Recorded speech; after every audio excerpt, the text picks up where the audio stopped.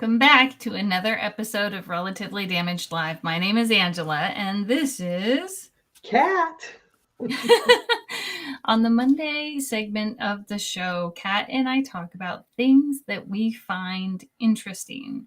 We stream to Twitch, YouTube, Facebook, Twitter, and I don't know where else right now, but I'm sure it goes somewhere else. So today's topic is how to cope with struggle. And as most of you know, we almost always start with a quote. And today's quote is from Byron Katie. It says, "Other than what I'm thinking and believing right now, am I okay?"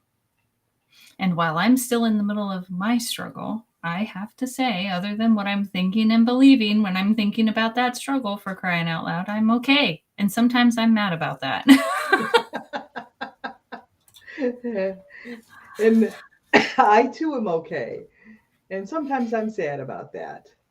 When we were talking about this topic, and how we were, gonna kind of come at it today, I was thinking about all those times is when the struggle hit.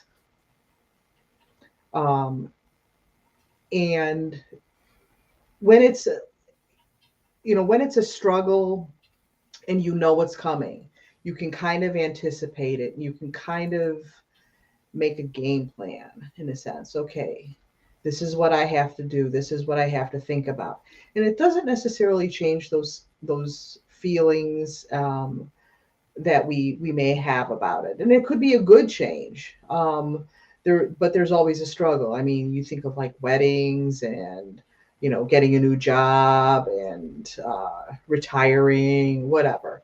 And those people think, oh, those are happy occasions. Those are good things. But it's still a struggle to deal with them. And then there's the struggles that you don't see coming at you.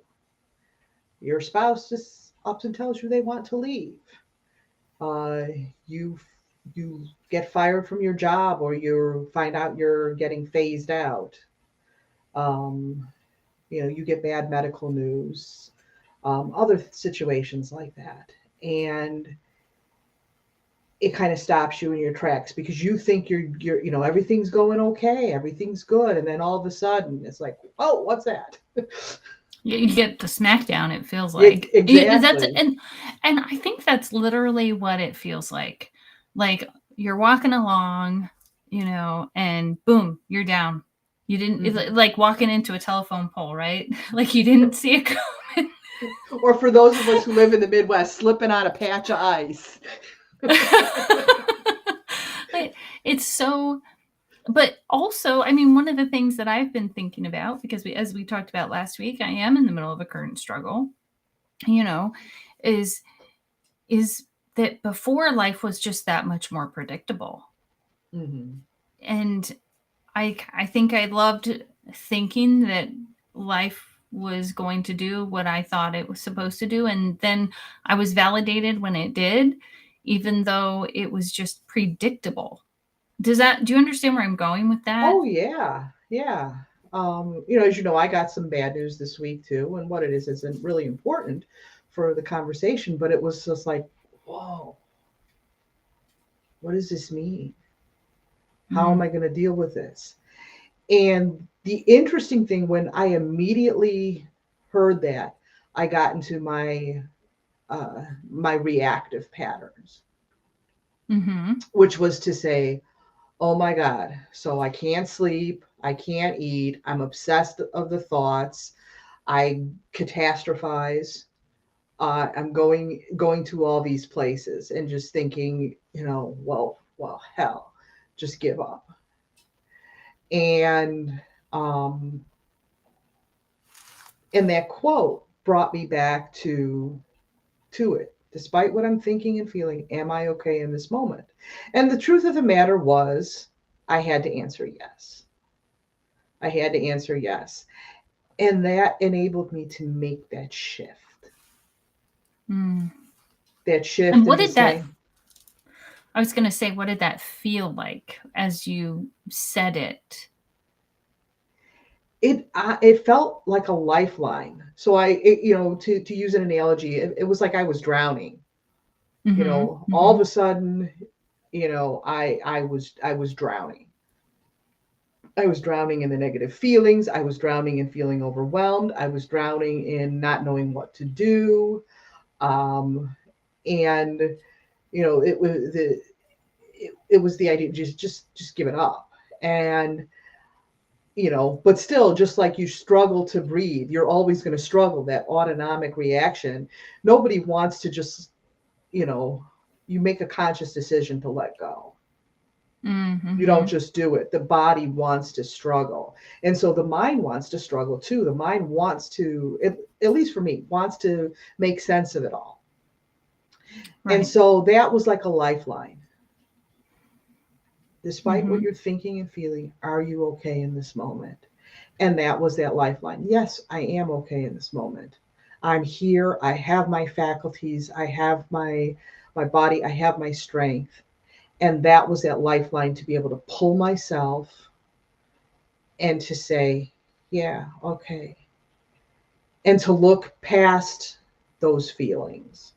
Not to put them aside, but to feel them and realize that they're there, but I was still okay. It Mm. put them into perspective. Mm-hmm. Mm-hmm.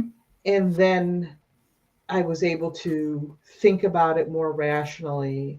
I was able to accept the feelings, yet be able to say, okay, this is, it's okay that I feel this way, but I am okay. And it's going to be okay. Now I know, thinking about what I was going to do. Yeah. And were you able to find joy once you did that? Like, I don't mean, and I use joy because to me it's different than happiness. Mm-hmm. So there's like this underlying sense of, okay, it's okay. I can find that peace and that joy now, even though I'm in the middle of things that disrupt my life. Mm-hmm. Yes. Um, again, joy is one of those kind of loaded words, and it means a little different something to everybody. I was able more to find a serenity, a peace. Mm-hmm. Mm-hmm. I was able to realize, because a lot of times when I'm in that struggle, I don't feel loved. I don't feel a sense of belonging. I don't feel like Mm. I matter. And so to be able to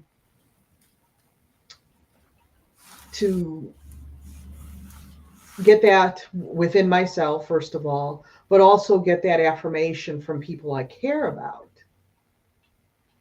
and to say, I love you, I'm here for you, Mm-hmm. Mm-hmm. and that was very powerful, because oftentimes in that, the struggle in itself can be so isolating. Nobody understands what I'm going through. I'm all alone. And I know I go there so easily. Mm. Like the thoughts, you mean? Like a Yeah, struggle is happening now.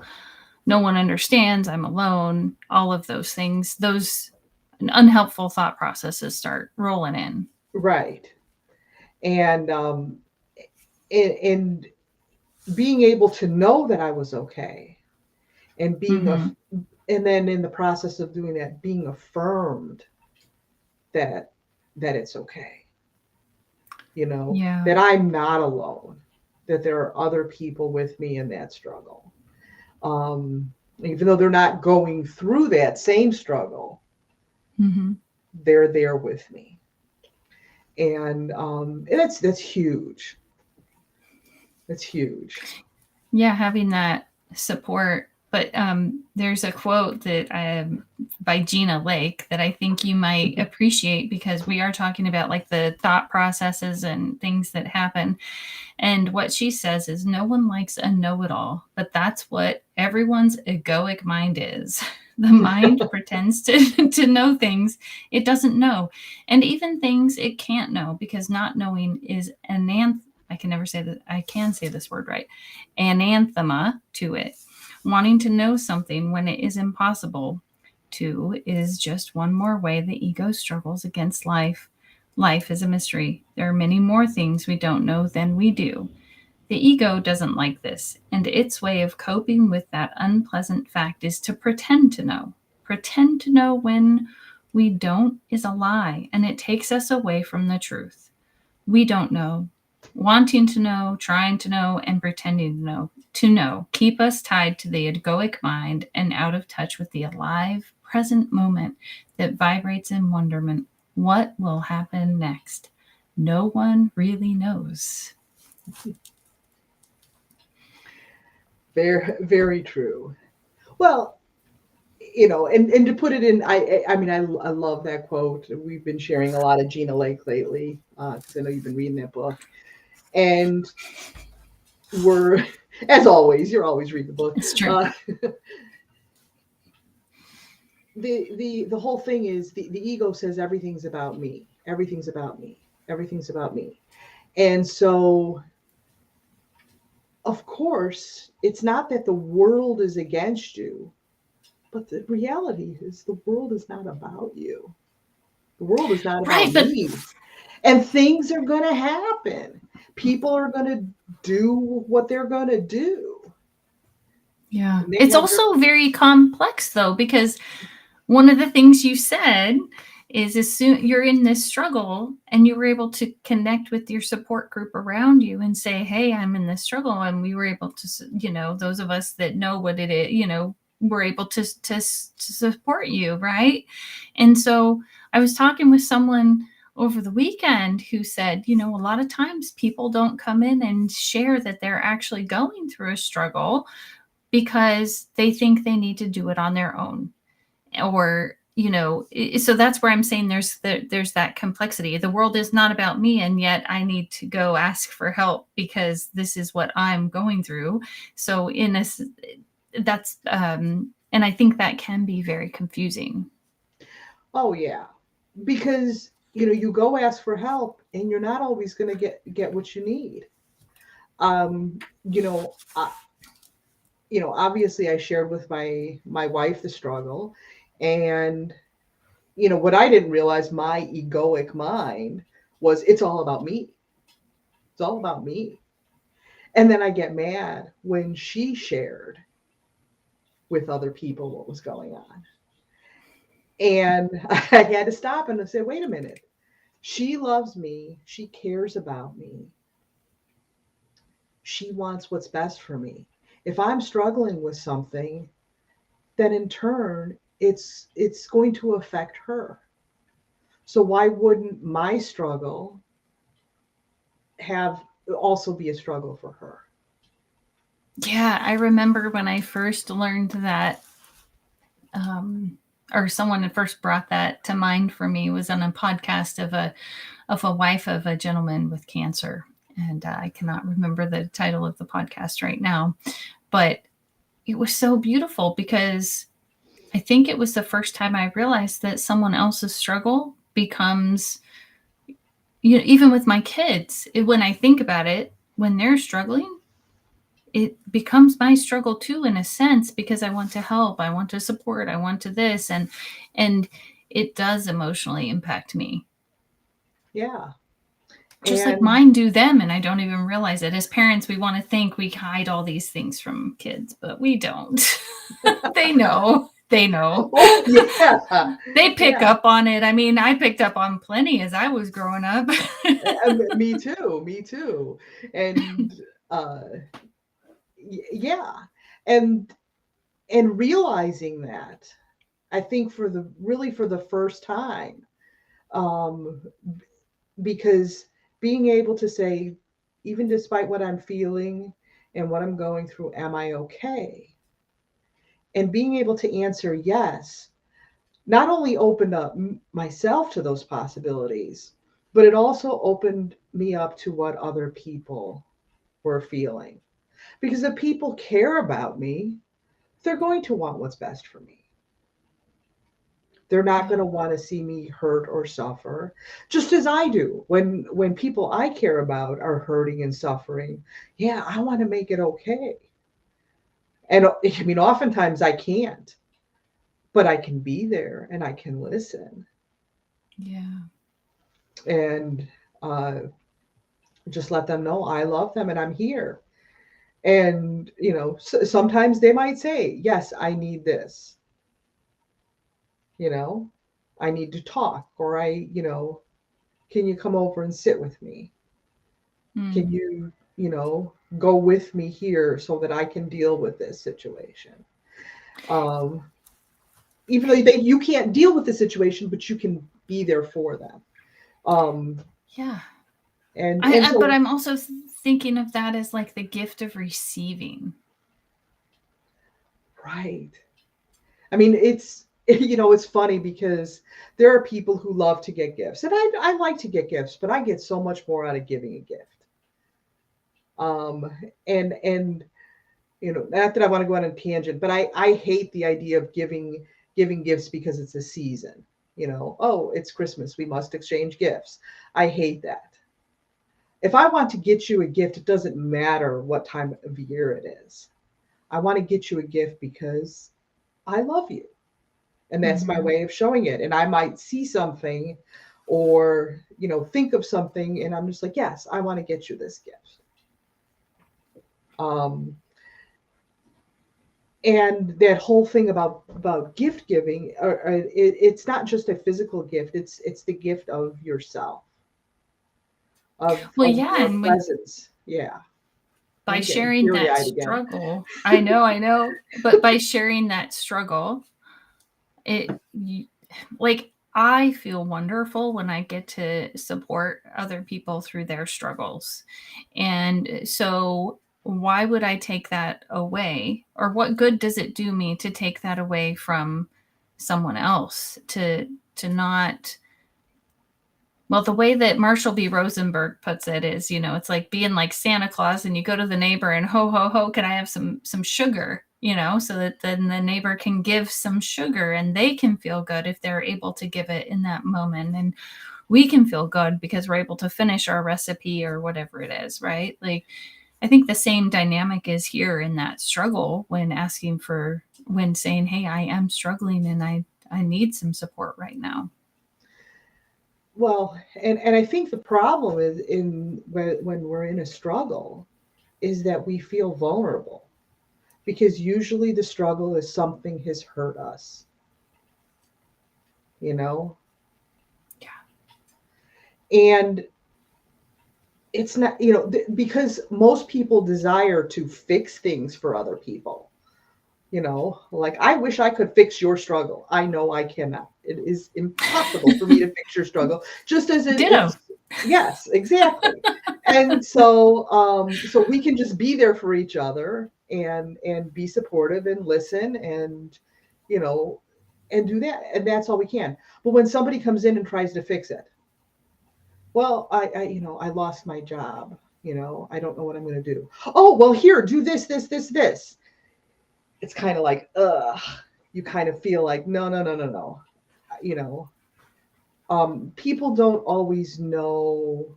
I don't always know what the right thing to do is, and because I feel that way when people want to fix me, um, it has always led to me being very hesitant to share my struggles.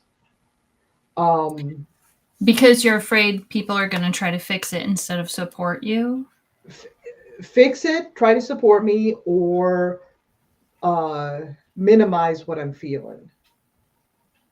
So is it then more helpful to ask, if let's say I have some ideas if someone lost a job or whatever, like just because that was the way this part of it started.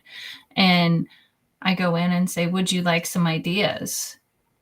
Is that helpful to you in those situations? That would be much more helpful because what you're saying is rather than saying what I need to do, you're asking me what I need. And you're giving Yeah. me the options to say yes, yes, I would love some help, or no, I just need someone to talk to. Yeah. I had a friend of mine call and in they knew what I was going through, which was fantastic. But I think that out of their way of loving, they wanted to fix it, and they weren't finding the answers. And then I started picking up kind of on that panic, because it was just like the speedy talking and then I almost started to take that on, even though they were trying to be helpful. They were doing the loving thing from their perspective, right?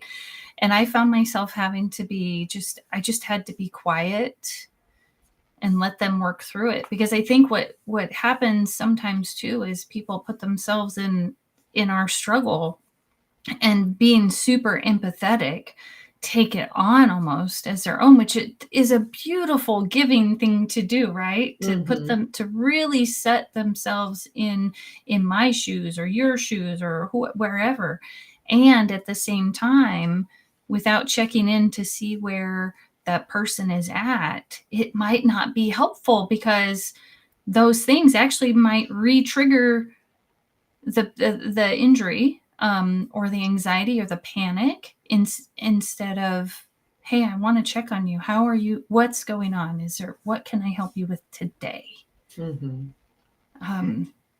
Yeah, I just couldn't believe how triggered I was by that conversation, and I knew it was from love, and I was just like, wow, I never thought of that. How many times have I called someone and probably done the same thing? Yeah. And you know, classic definition of codependency right there. How many of us, have those tendencies to be codependent? And really, I mean, we kind of took a detour. How do we cope with the struggle?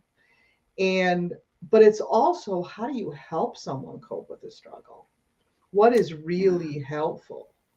Um, and again, I can only speak from my perspective.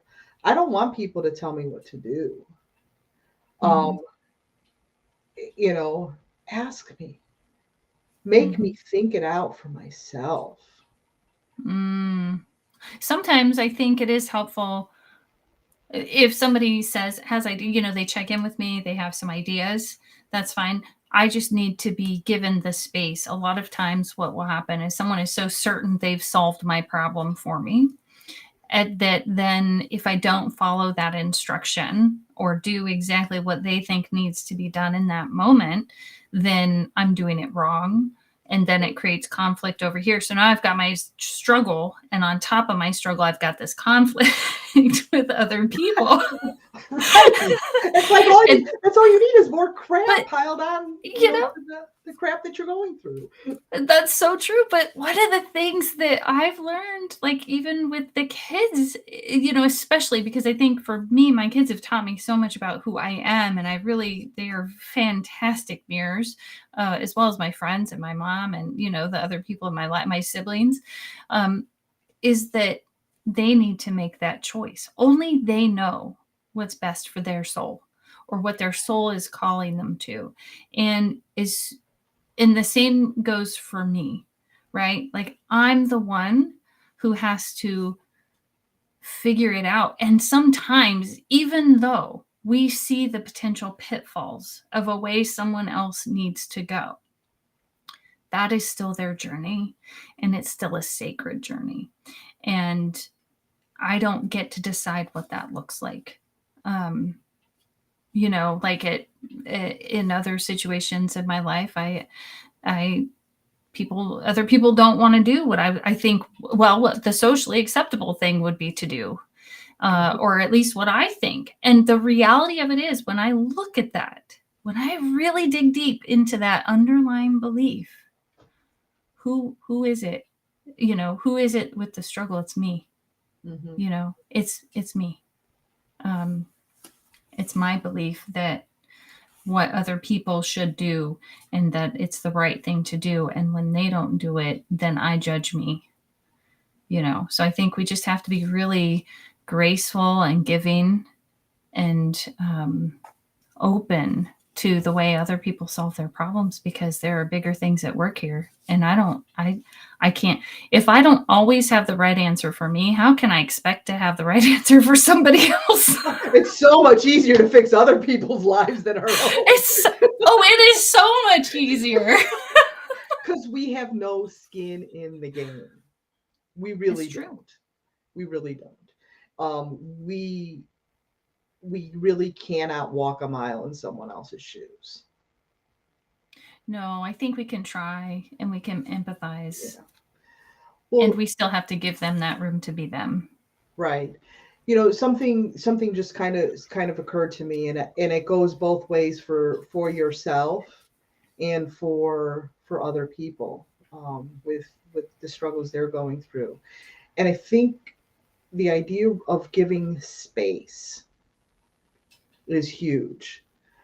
When I first got this news, there was no space. I use the drowning analogy. You could just as easily use that constriction analogy. I can't Mm-hmm. I can't breathe. I'm being constricted. And because my mind and my feelings didn't allow for any other possibilities. And just using that quote, saying, despite what you're feeling and thinking, are you okay? Allow that space to breathe. Allow that space to look at it and not be constricted by those feelings. And so, I look at it too with helping someone else. They're going through their struggle.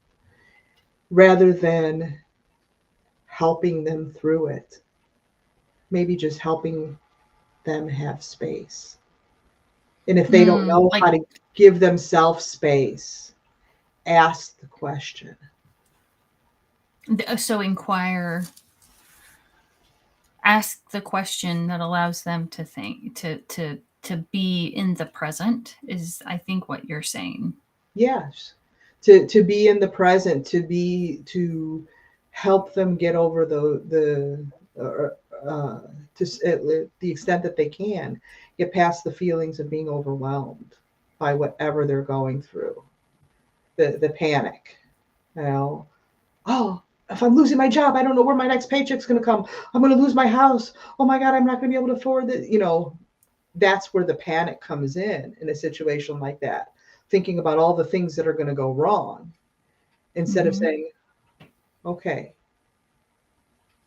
all right, what can you do? Yes, you're going to lose the job. Well, are you going to get severance pay? Are you eligible for unemployment? Right, because There in might that be. panic, you can't even think about what those other things are, I think is where you're going, right? Right, right. So it might, it might be specific to that, or it might even be, to the question that we open the show with. Mm-hmm. Are you okay? Yeah, other than what I'm thinking and believing right now, am I okay? I love that as the first question. And the reason I love that as the first question is because sometimes, I've heard people say get present, I remember interviewing, I think, with Sean Swarner, and he said, think of, five, what can you hear? What can you see? What can you feel? He had a list of things he went down to get back to that present moment. But there's something about, other than what I'm thinking and believing right now, am I okay? And Byron Katie talks a lot about that. And I love that question because, even when I'm panicking, I can say, okay, there's a white wall, there's a brown shelving unit, there's a desk. And I almost can panic about finding, I need to find 5 things. There's 2 ring lights, there's this, even though it's bringing me present, it's not calming the panic Right. down.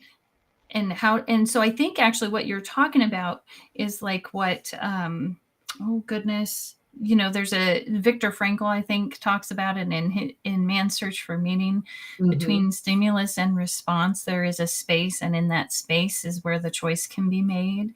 And Yes. then Yeah, and Scott Carney talks a lot. He tries to figure out how to get a bigger wedge. He calls that space the wedge, so how can he put a bigger wedge in? So I think really ultimately is finding the tools that work for us. And we have talked about some great, really fantastic ideas, I think. And at the same time, we don't have the answers for you. We don't. We want to. We love you. Yes. But we don't. Right. And in this moment, that's okay. The answers will come, as they will for you too. Yeah. And so it's living in that space and allowing that. So as long as we're not constricted by the struggle, I think we can find the space. And really looking inside for what is the next best step. And every once in a while, I jokingly say, I'm going to follow my feet today. And try not to get my head into the middle of it, especially when I'm struggling. That's another tool. And I know we're over our 30 minutes, but I just thought, one more tool. Use it or not. It's totally up to you. There are so many out there, but I like our tool that we introduced today. Thank you, Byron Katie. Yeah, and I think it's important. I'm really grateful that we're talking about struggles as we're walking through them.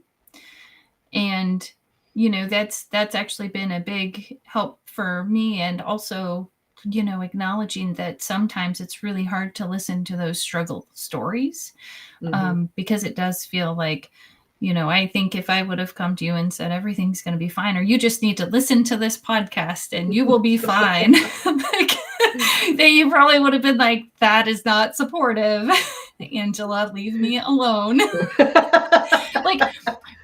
Because I get it, at the very beginning and in those moments, it's like selling rainbows and butterflies, and they just, in those moments of panic and struggle, they don't exist. And we have to get to that place where we can breathe, that finally it might be okay to listen and to get some tools, or to see it, or to hear it, or whatever, or to even find some answers.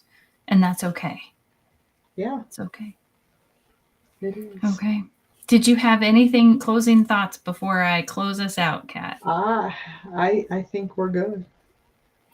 Okay. So in full recognition that if you're in the middle of a struggle or the beginning of a struggle, you may not listen to the podcast, I'm still going to tell you where to find it in case you decide of your own free will that you want to listen to the podcast. So there is a Relatively Damaged live podcast. No, I'm sorry, not live podcast, recorded podcast on Apple, Spotify, and many more. And really, it does talk about how people overcame their struggle. And I really work hard to try and understand what they felt like in those struggles and how they got to hope. Everybody does it just a little bit differently, which is what I find fantastic. I usually ask for 3 tips or tools at the end of each interview, and surprisingly, they are not all the same. So I'm Angela, and this is Kat. I said your name this time. That's fine. We'll see you next time. There we go.